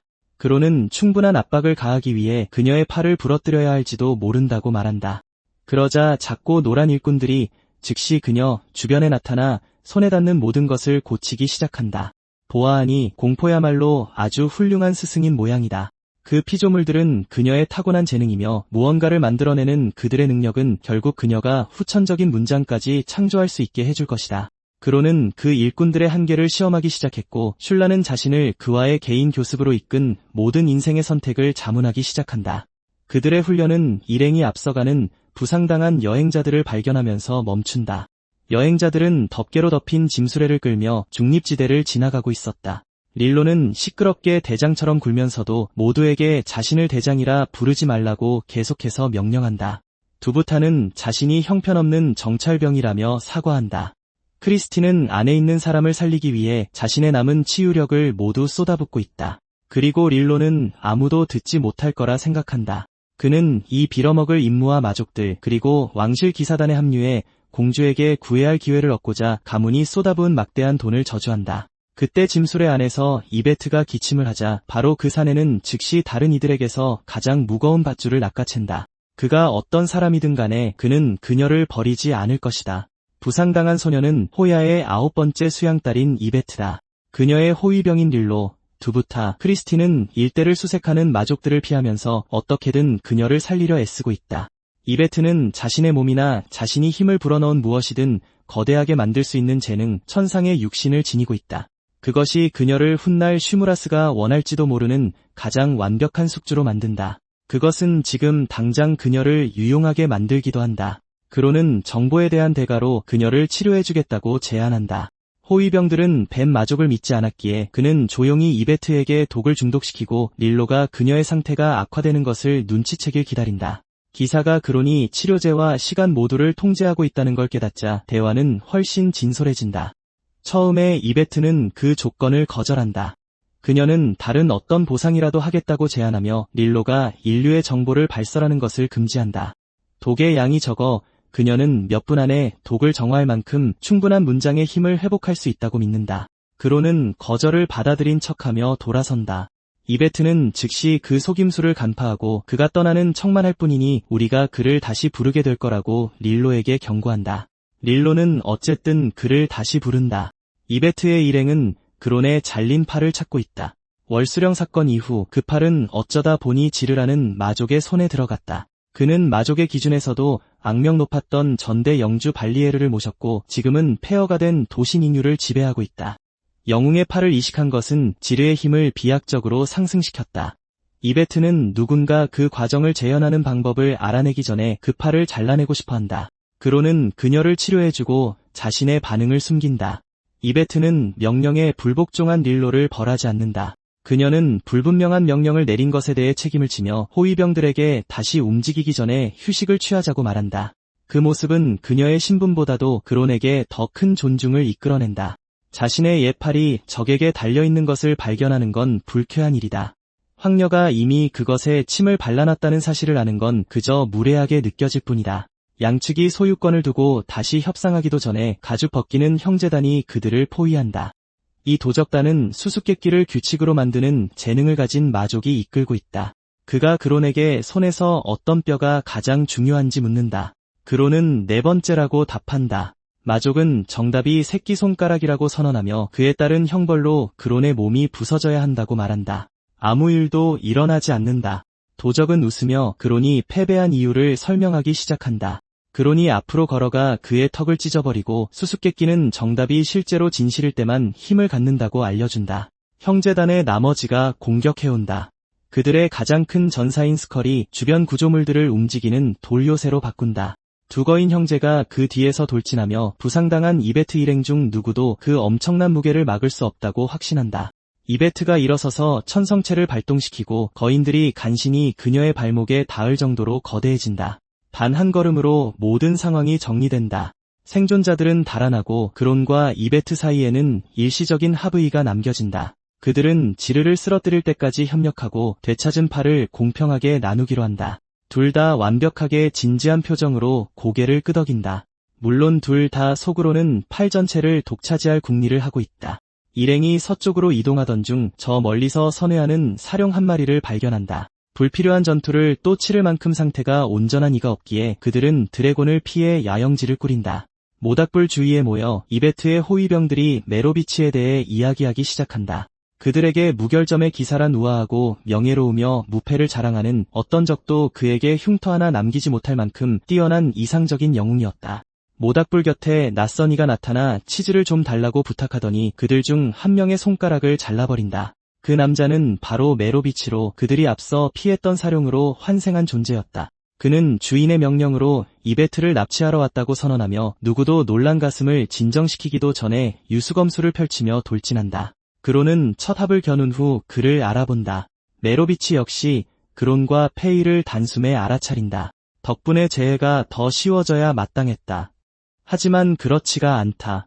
메로비치는 더욱 거세게 공격하며 예전에 그론이 자신의 완벽한 얼굴을 망쳤다고 불평하더니 자신이 진심이라는 걸 증명하듯 페이의 팔을 베어버린다. 그의 드래곤 소울인 영원한 밤이 전장 위로 하얀 안개를 퍼뜨린다. 그 안에서 불꽃이 번쩍였다가 얼어붙고 일대는 숨 쉴 때마다 타들어가거나 베이는 거대한 감옥으로 변한다. 이베트가 방패를 거대화하고 페이가 직접적인 압박을 막아낸다. 그론은 온도 변화를 읽어내며 안개 속에서 안전한 경로를 열어젖힌다. 일행은 살아남았지만 메로비치는 물러나기 전까지 계속해서 그들을 뒤로 밀어붙인다. 그가 떠나고 나서야 그론은 실제로 무슨 일이 있었는지 설명한다. 이 전투는 하나의 메시지였다. 누군가 메로비치를 감시하고 있었던 것이다. 주인을 모신다고 주장하며 그럴듯하게 공격함으로써 그는 자신의 정체를 폭로하지 말라고 그들에게 경고한 것이다. 치명상처럼 보였던 모든 일격은 그론이나 페이가 회복할 수 있는 부위에만 적중했다. 심지어 페이의 잘린 팔조차 메로비치가 이베트에게서 의도적으로 빗나가게 만든 공격들보다는 덜 위험했다. 물론 자기 얼굴에 대한 불평만큼은 진심이었다. 첫 번째 삶에서 메로비치는 제대로 된 전투 흉터를 얻는데 집착했었다. 그는 마침내 절체절명의 전투 중에 흉터를 하나 얻었고 이를 다른 이들에게 자랑스럽게 내보였었다. 하지만 그론은 그 상처를 보자마자 메로비치가 말릴 틈도 없이 치료해버렸다. 이 무결점의 기사는 그 끔찍한 유료 만행을 결코 용서하지 않았다. 일정 거리 밖에서 메로비치는 감시자인 시몬과 접선한다. 같은 비밀 조직에서 일하는 시몬은 드래곤이 어째서 이베트를 놓아주었는지 알고 싶어한다. 메로비치는 그 일행이 예상보다 강했다고 주장하며 다시 위험을 감수하기 전에 열병의 호야 문장 영약을 요구한다. 시몬은 거절한다. 메로비치는 시장 바닥에서 흥정하는 전설적인 영웅의 위엄을 뽐내며 가격을 2병으로 낮춘다. 그들은 그 수량에 합의하고 그는 이베트를 계속 주시하기로 동의한다. 다시 야영지로 돌아와 그론과 페이는 자신들의 정체를 밝힌다. 이베트의 호위병들은 그 영웅들 3명의 귀에 대고 떠들어댔던 온갖 이야기들의 무게에 짓눌려 거에 기절할 뻔한다. 그로는 그들에게 일어나라고 말한다. 역사적인 쪽팔림보다 더 시급한 문제들이 있으니까. 그렇다고 쏟아지는 질문이 멈추진 않는다. 한 호위병이 그론과 소브카에 대한 이야기가 사실인지 묻는다. 다른 이는 백색의 길 유령들을 언급하며 5 영웅이 눈물의 호수에 빠져 죽은 결혼 행렬 전체와 맞섰던 일화를 꺼낸다. 그 기억은 고통스러울 정도로 선명하게 되살아난다. 다른 이들이 그녀를 보호하는 동안 소브카가 그 원기들을 정화했었다. 일이 끝난 뒤 그녀가 그론에게 손을 뻗었을 때 그는 그 손길에 반응해 칼을 뽑아들었고 자신을 놀라게 한 것에 대해 그녀가 사과하게 만들었었다. 메로비치와 페야는 그 행동이 그를 차갑고 인상적으로 보이게 한다고 생각했다. 페야는 그냥 그론이 그론답게 행동한 거라고 여겼다. 역사 수업이 끝나고 일행은 마침내 닝유에 도착한다. 지르의 군대가 모든 성문을 통제하고 있어 다 함께 당당히 걸어 들어갈 수는 없다. 그들은 신병으로 잠입하여 도시의 방어를 파악하고 지르가 지닌 힘의 진실을 밝혀낸 뒤 공격하기 전에 그를 고립시켜야 한다. 신병 모집 시험은 클로버라는 마족이 관리하고 있다. 약해 보이는 지원자들은 그 자리에서 살해당한다. 망설이는 자들은 아주 조금 뒤에 살해당한다. 기계가 문장의 재능과 전투 잠재력을 측정하는 동안 클로버는 줄을 서서 기다리는 모두를 조롱하며 즐거워한다. 그론이 다른 지원자들을 지나쳐 앞으로 나선다. 클로버는 혀를 쑥 내밀며 그에게 맨 뒤로 돌아가라고 명령한다. 그론은 그 혀를 붙잡아 주인에게 꿰뚫어 넣고 측정 구슬로 그를 패 죽여버린다. 결과를 기록하던 관리 마커스는 시체를 유심히 살피더니 그론의 성과가 매우 만족스럽다고 적는다. 닝유의 채용 방식은 이토록 직관적이다. 일행이 흩어지기 전 두부타가 그론에게 특별한 두루마리를 건넨다. 한쪽에 무언가를 그리면 다른 쪽에 똑같이 나타나 서로 만나지 않고도 정보를 교환할 수 있게 해주는 물건이다. 지르의 경비병들이 모든 신병을 몸수색하기 때문에 그론은 자신의 팔을 가르고 그 안에 두루마리를 숨긴 뒤 피부를 재생시킨다. 경비병들은 아무것도 찾아내지 못한다. 면접 중 지르는 피아노 앞에 앉아있다. 그는 음악이 주변의 모든 일을 죽이고 싶은 욕망을 통제하는 데 도움이 된다고 설명한다. 그의 말에 따르면 마족의 본성은 변명거리가 되지 않는다. 충동을 느낀다고 해서 반드시 그것에 굴복할 필요는 없으며 그는 자신에게 자유의지가 있음을 증명하기 위해 수년의 세월을 바쳤다. 마계에 발을 들인 이후 처음으로 그론은 적의 입에서 자신이 깊이 공감할 수 있는 고뇌를 듣게 된다. 지르는 그론의 과거를 묻는 척하며 의도적으로 거짓된 음표 하나를 연주한다. 그론은 미처 자신을 통제하기도 전에 미간을 찌푸리고 만다. 그 아주 작은 반응이 그의 대답에 숨겨진 거짓을 폭로했지만 그럼에도 지르는 그를 고용한다. 그 음을 짚어낼 만큼 냉철하고 클로버를 잔혹하게 도륙할 수 있는 자라면 꽤나 쓸모가 있을 테니까. 작은 인간 소녀 하나가 화관을 들고 들어온다. 그녀의 이름은 시나, 지르를 아버지라 부르는 아이였다. 지르는 방해했다는 이유로 화관을 쳐내고 소녀의 뺨을 때린 뒤 무자비하게 걷어찬다. 그는 그녀가 딸이 아니라 노예일 뿐이라며 당장 지하실로 꺼지라고 명령한다. 그로는 미동조차 하지 않은 채 이 모든 참상을 지켜본다. 이후 그는 신하를 찾아가 바닥에 떨어졌던 꽃들을 건네준다. 소녀는 지르가 다정한 분이라며 억지를 부린다. 밥도 챙겨주시고 더 끔찍한 악마들로부터 자신을 지켜주시며 필요 이상으로 거칠게 때리지 않으신다고. 목에 채워진 목줄이야말로 자신이 그분께 속해 있다는 증거라며 헐거워질 때마다 스스로 목줄을 조이는 그녀였다. 그로는 광신도들도 죄수들도 그리고 납치범을 사랑하도록 길들여진 아이들도 겪어본 적이 있다. 하지만 신하는 그 3가지를 모두 합쳐놓은 듯했다. 당장이라도 이 아이를 구출하고 싶었지만 도시는 순찰대로 들끓었고 지르는 아직 전력을 알 수 없는 사봉인의 위협적인 존재였다. 어설픈 구조 시도는 그녀를 더욱 단단한 새장 속에 가둬버릴 뿐이다. 그로는 뼛속까지 끓어오르는 본능을 억누르며 인내를 택한다. 그는 다음 며칠 동안 닝유의 지도를 머릿속에 그리는데 매진한다. 아주 작은 뱀의 이빨이 경비병들의 몸에 소리 없이 독의 흔적을 남긴다. 그 흔적들을 통해 그는 순찰 경로와 교대 시간, 숨겨진 문, 그리고 지르의 최측근 정예병들의 위치를 추적해 나간다. 그리고 마침내 사이먼이 도시의 모습을 드러낸다. 그와 지르는 각자의 진짜 상관인 마티아스와 연결된 유령 랜턴을 하나씩 지니고 있었다. 그 랜턴은 접힌 영적 공간을 넘나들 수 있게 해주어 공간의 제약을 사실상 무의미하게 만들었다. 그로는 숨죽인 채 마티아스가 체스판 위의 말들을 부리듯 자신의 장기말들에게 하다라는 명령을 엿듣는다. 사이먼은 그의 룩, 지르는 그의 비숍이었다. 과거 지르는 발리에르의 소유물이었다. 이전의 주인이었던 그는 지르의 두개골에 통제 장치를 심어놓았고 이후 지르와 그 장치의 절반을 마티아스에게 팔아넘겼다. 마티아스는 이 정치적 개임이 끝나면 그에게 자유를 주겠다고 약속한다. 지르는 그런 거짓 약속쯤은 지겹도록 들어왔지만 다른 탈출구를 찾지 못한 채 얽매여 있었다. 마티아스의 계획을 위한 그의 공원은 도시의 깊은 지하에 숨겨져 있었다. 그곳에서는 인간 여성들이 살아있는 배양실과 융합된 채 끔찍한 몰골로 방치되어 있었다. 그녀들은 억지로 목숨을 연장당하고 기괴하게 변이되어 완전히 성장한 인간과 마족의 혼혈을 끊임없이 생산하도록 강요받았다. 그렇게 태어난 병사들은 모두 2개의 봉인을 지니고 있었고 의식을 주도하는 지휘관에게 절대적으로 복종했다. 마티아스는 고아 소녀들을 데려와 이 지옥 같은 시설을 만들어냈다. 안식처를 제공하겠다며 그들을 속여 지르에게 넘겼고 아이들의 가냘픈 몸을 군대를 잉태할 자궁으로 전락시킨 것이다. 가장 최근의 의식에서는 마티아스를 총지휘관으로 지르를 부지휘관으로 각인시켰다. 조금이라도 결함이 있는 피조물은 그 자리에서 파괴되어 다시 배양의 양분으로 던져졌다. 그러니 그 끔찍한 방에 도달했을 때 희생자들을 평범한 방식으로 구하기에는 이미 너무 늦어버렸다. 그들의 육체와 영혼은 이미 분리가 불가능할 정도로 융합되어 있었다. 여기서 치유를 시도해봤자 마티아스가 만들어낸 이 기괴한 생체기계의 숨통만 연장할 뿐이었다. 평생을 사람들을 살리고 치유하는 데 바쳐온 그에게 이보다 더 혐오스럽고 분노가 치미는 광경은 없었다. 그는 두부타의 두루마리에 이 끔찍한 참상을 낱낱이 기록하며 이 시설을 통째로 잿더미로 만들어버릴 계획을 세우기 시작한다. 그때 신하가 배양실 안으로 끌려 들어온다. 그녀의 목줄 아래에는 은밀한 숫자들이 숨겨져 있었다.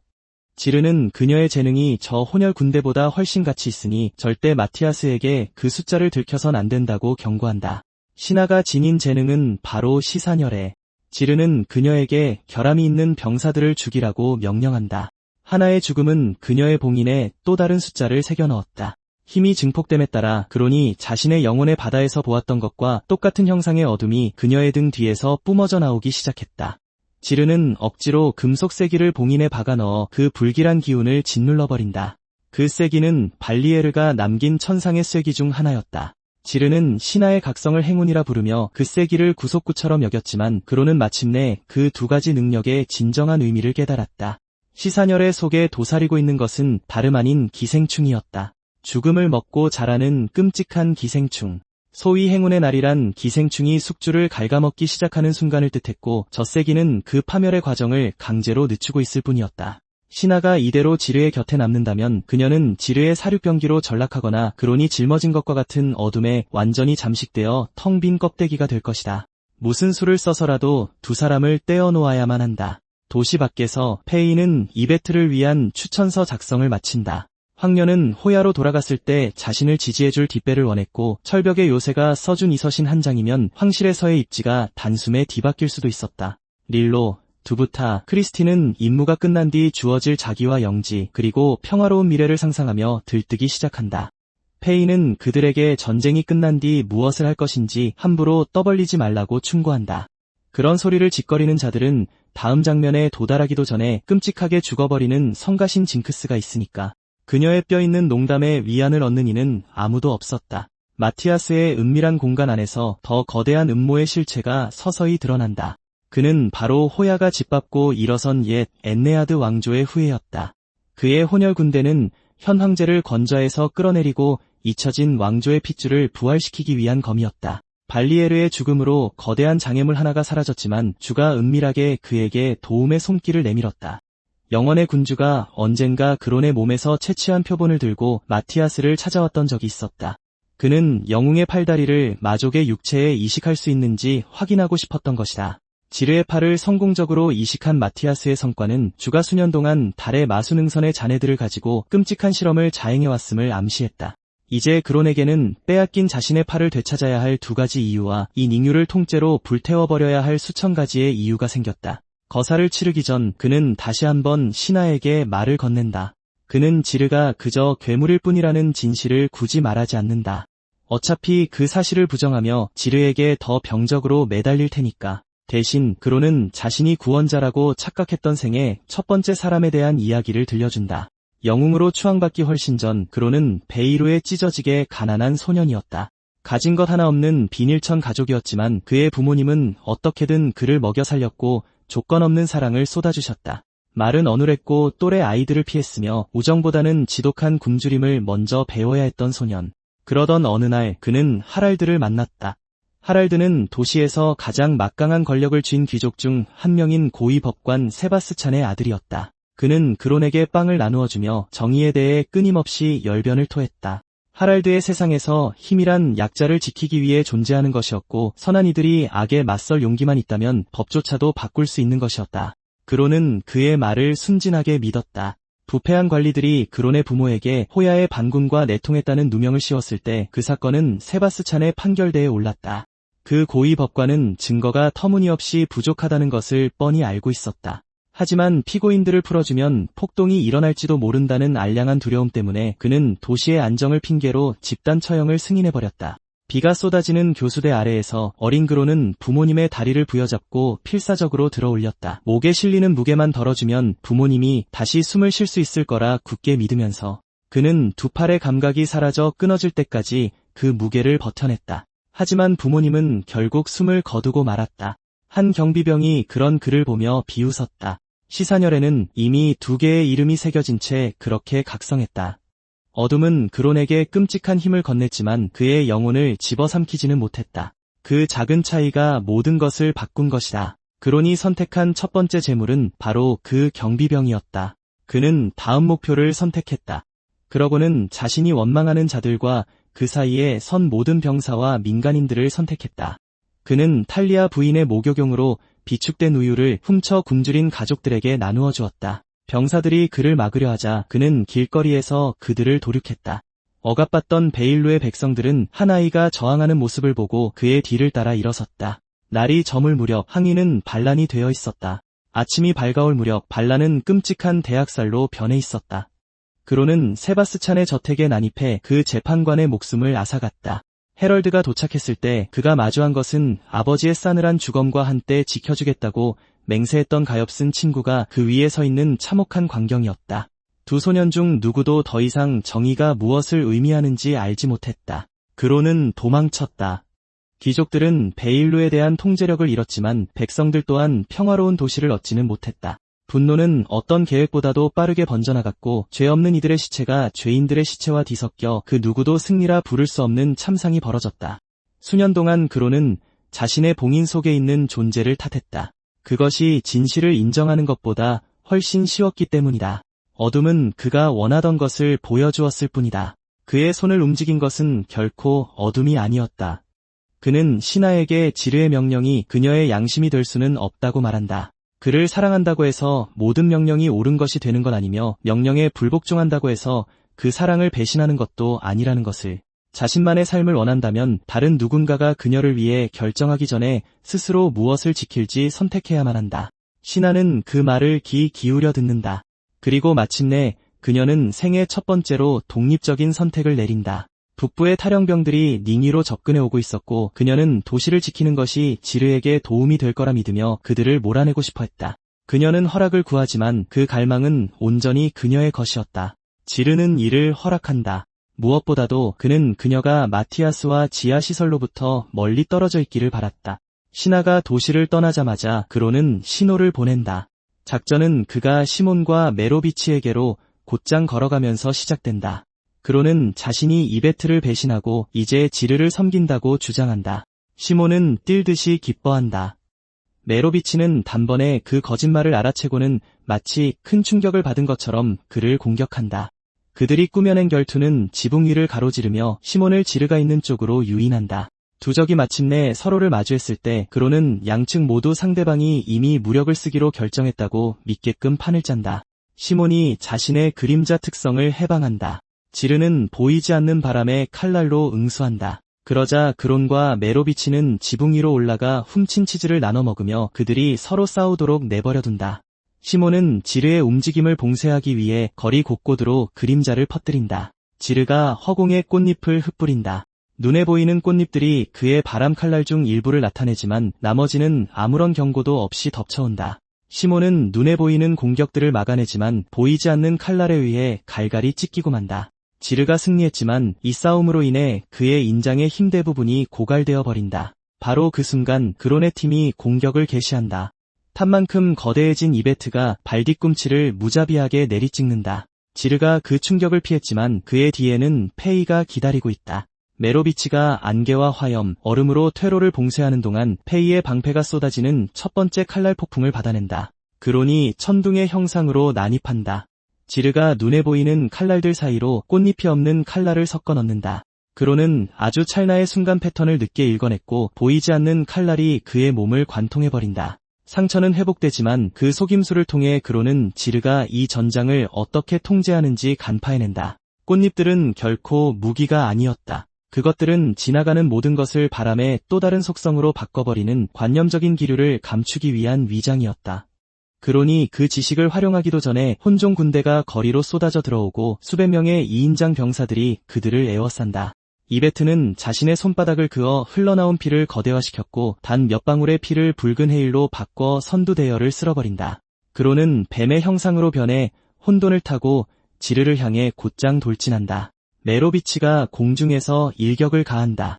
페이가 정면에서 가로막는다. 그론은 방패선 아래를 파고들어 공격한다.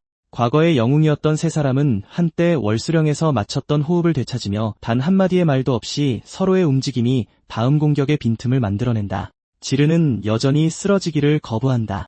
그는 몸의 모든 기맥을 열어젖히고 수천 개의 바람 깃든 송곳니를 전장 전체에 쏘아보낸다. 돌, 금속, 얼음, 그리고 꽃잎까지 모든 것이 흉포한 탄환이 된다. 그 공격은 피하기엔 너무 광범위했고 평범한 방식으로는 막아낼 수 없을 만큼 강력했다. 페이가 중심에 선다. 그녀의 불사 전투 깃발이 가능한 한 모든 충격을 집어삼킨다. 그로는 모두의 신체 능력을 증폭시키며 상처를 입는 즉시 치유해낸다. 메로비치는 가장 빽빽한 칼날무리가 동료들에게 닿기 전에 불태워버린다. 그들은 살아남는다.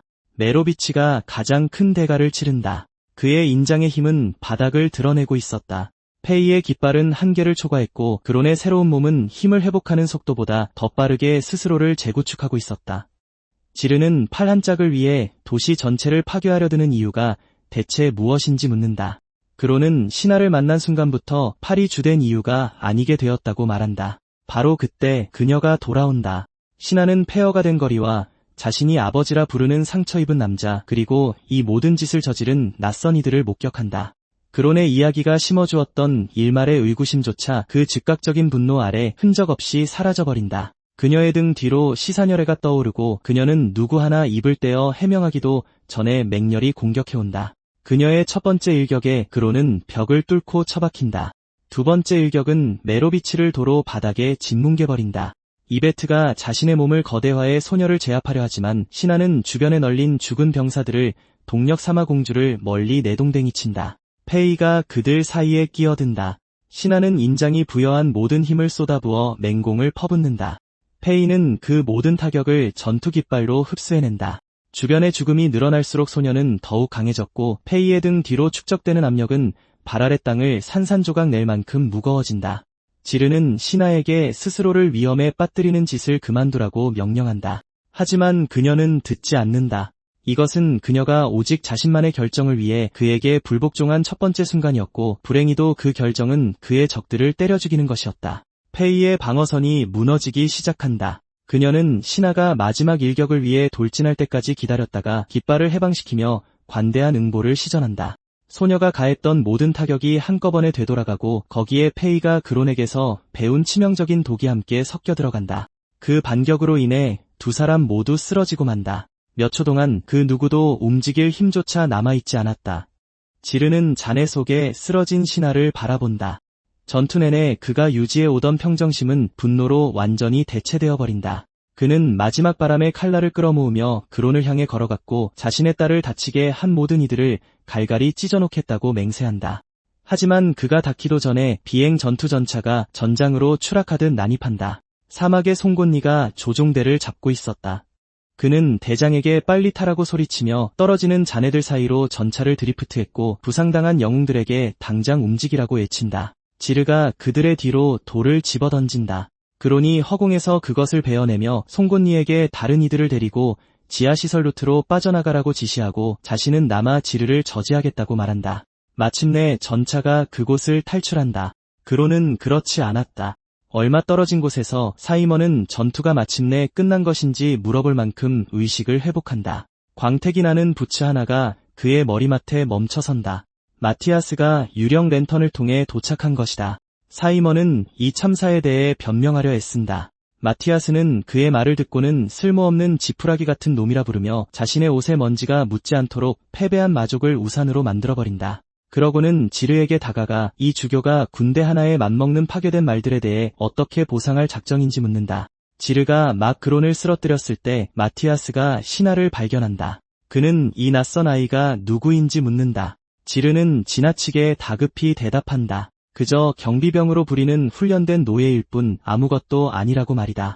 마티아스는 미소를 지으며 아이들에겐 신선한 공기가 필요하다고 말한다. 그녀를 데리고 산책하며 맛있는 것도 좀 먹이고 일이 끝나면 돌려보내겠다고 한다. 말투는 다정하게 들린다. 하지만 그 이면에 숨겨진 눈빛은 전혀 그렇지 않다. 지르의 손바닥에 바람이 모여든다. 마티아스가 그를 쳐다본다. 바람이 사라진다. 지르는 상관없다고 말한다. 마티아스가 신하를 들어올리자 그녀는 조용히 아빠를 부른다. 지르는 한쪽 무릎을 꿇고 그녀를 해치지 말아 달라고 간청한다. 마티아스는 그 눈물겨운 이별을 조롱하며 자신은 그런 악당이 아니라고 안심시킨다. 그러고는 지르에게 도시를 정리하고 필요한 정보를 회수하며 사이먼을 대신해 이베트를 생포하라고 명령한다.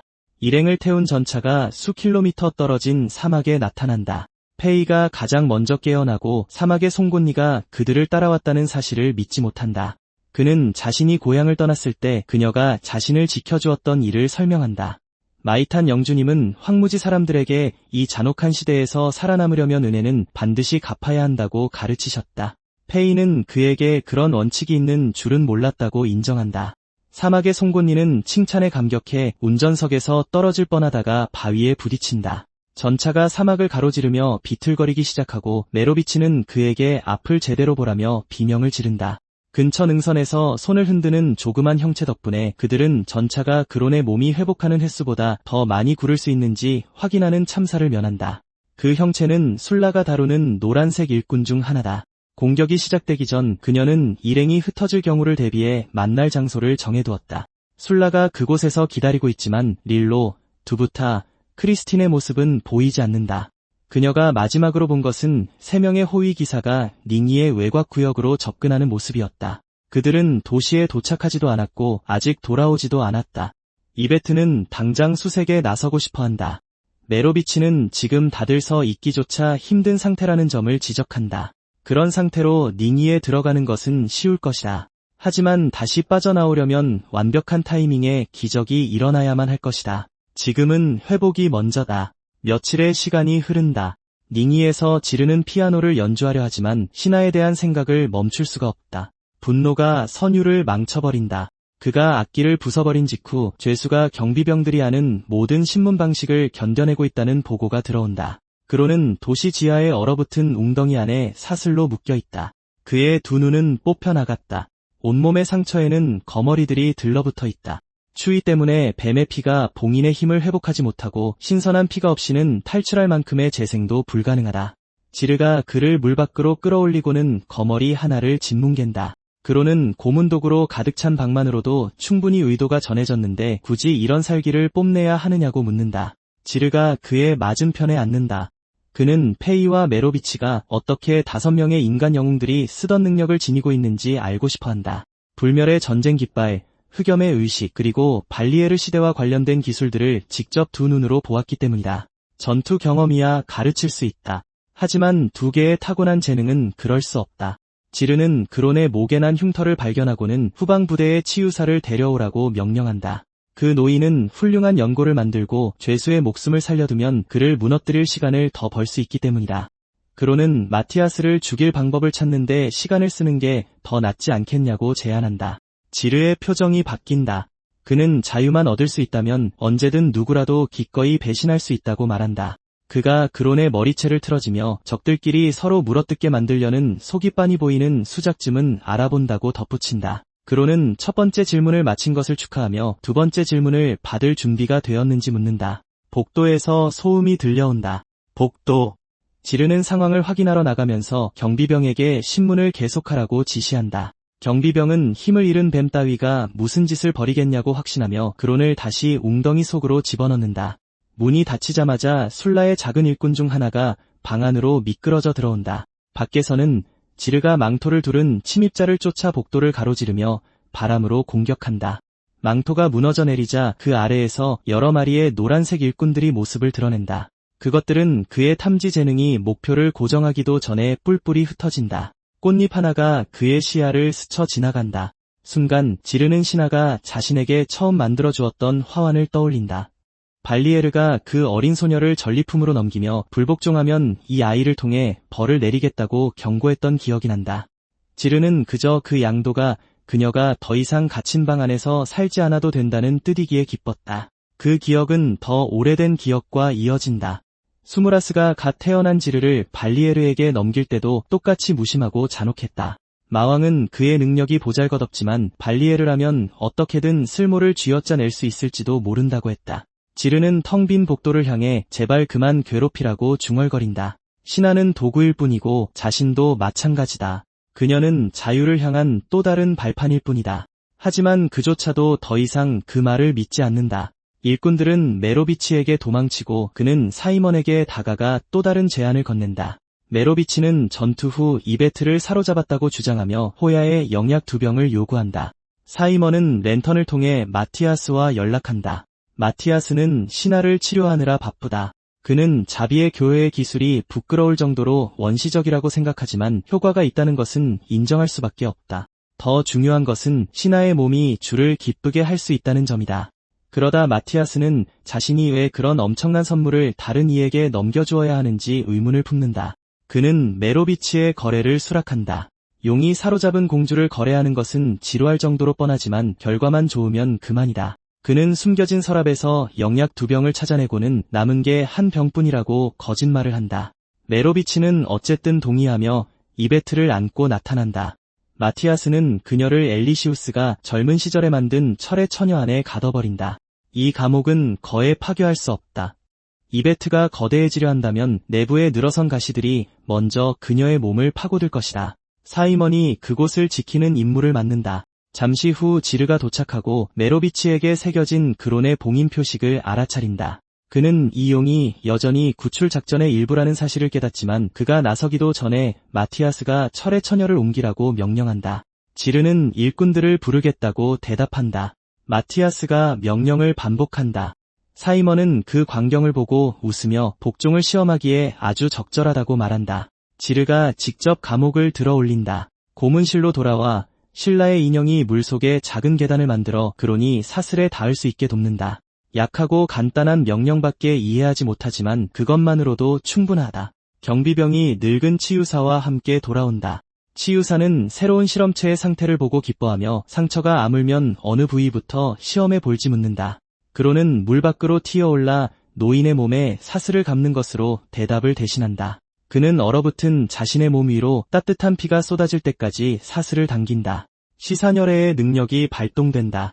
뱀의 육체가 순식간에 회복된다. 그론의 눈이 돌아오고 몸에 뚫린 구멍들이 막히며 봉인의 힘이 다시 솟구친다. 경비병은 그 변이를 지켜보다 자신의 모든 직업적 선택을 뼈저리게 후회한다. 그론은 그를 죽이고 치유사를 물 웅덩이 위에 매달아 둔다. 그들의 환대에 제대로 감사하고 싶지만 지르가 기다리고 있고 복수는 지체할 시간이 없기 때문이다. 앞서 그론은 랜턴 경비병 중 한 명에게 뱀의 이빨 자국을 남겨두었다. 그 독은 며칠 동안 거에 퍼지지 않은 채 장치의 위치와 그 옆을 지키는 자를 드러낸다. 그는 표식을 따라가 경비병을 죽이고 그 유물을 살핀다. 유령 랜턴은 덜리 공화국의 마지막 동부 후계자이자 에네아 최초의 왕조를 세운 이누즈가 만든 것이다.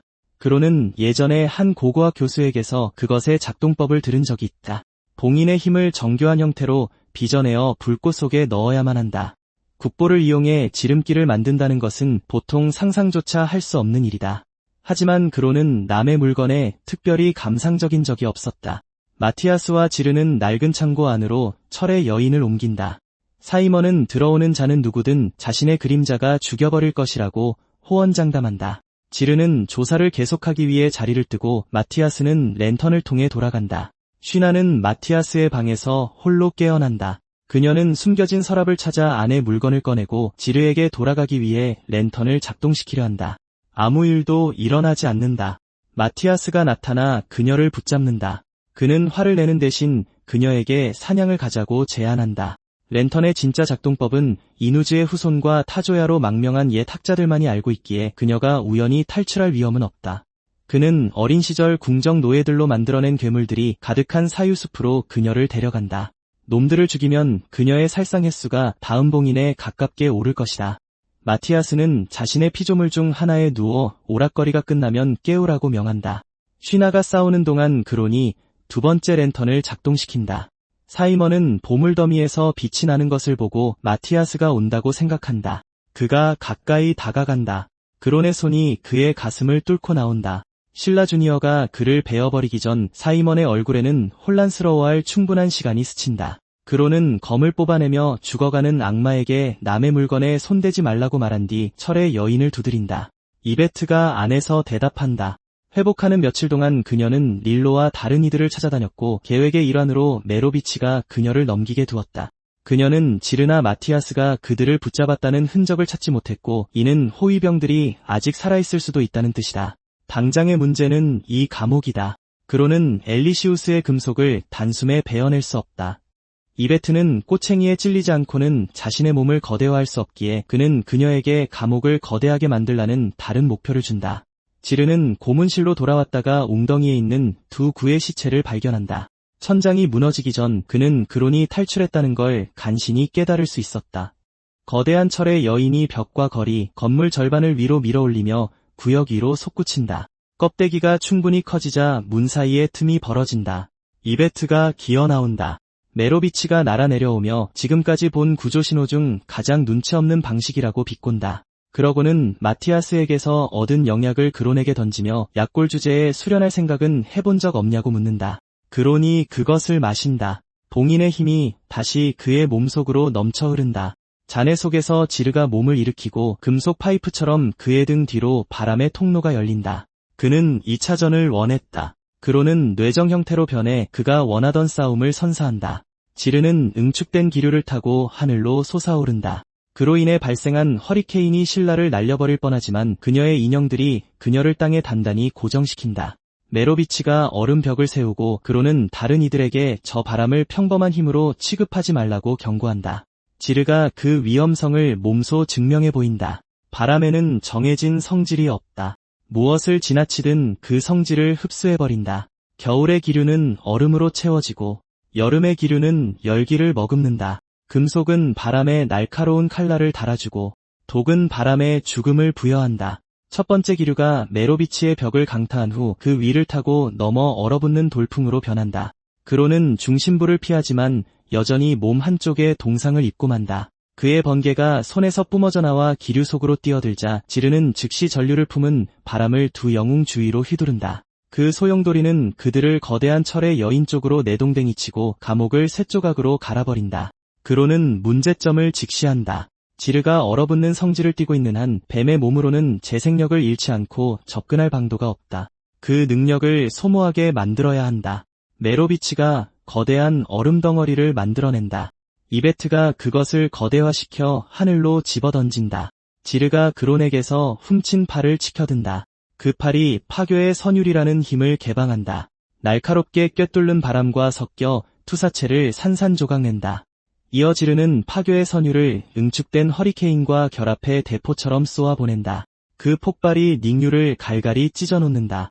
메로비치는 첫 번째, 두 번째 공격을 연달아 피하지만 그의 등 뒤로 건물들이 통째로 흔적도 없이 사라진다. 지르는 팔에 축적된 힘이 떨어지기 시작할 때까지 계속해서 포격을 퍼붓는다.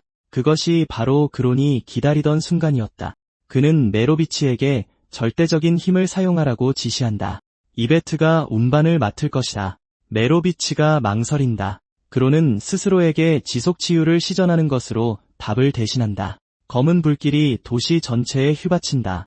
지르는 드래곤이 그론의 접근을 숨겨주고 있다고 짐작한다. 그는 뱀의 육체에 완벽한 카운터인 빙결의 선율을 준비하고 남은 봉인의 힘은 결정타를 위해 아껴둔다. 불길 속에서 녹색 빛이 피어오른다.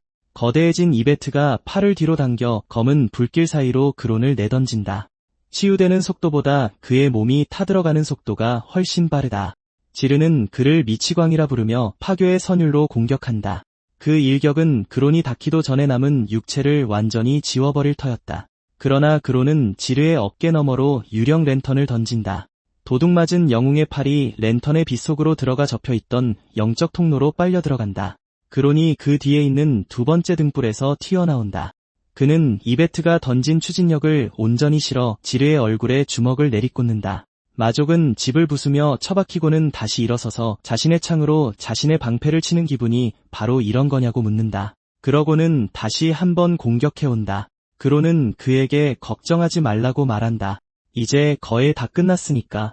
그는 술라가 신호용으로 준비한 빛나는 개구리를 들어올린다.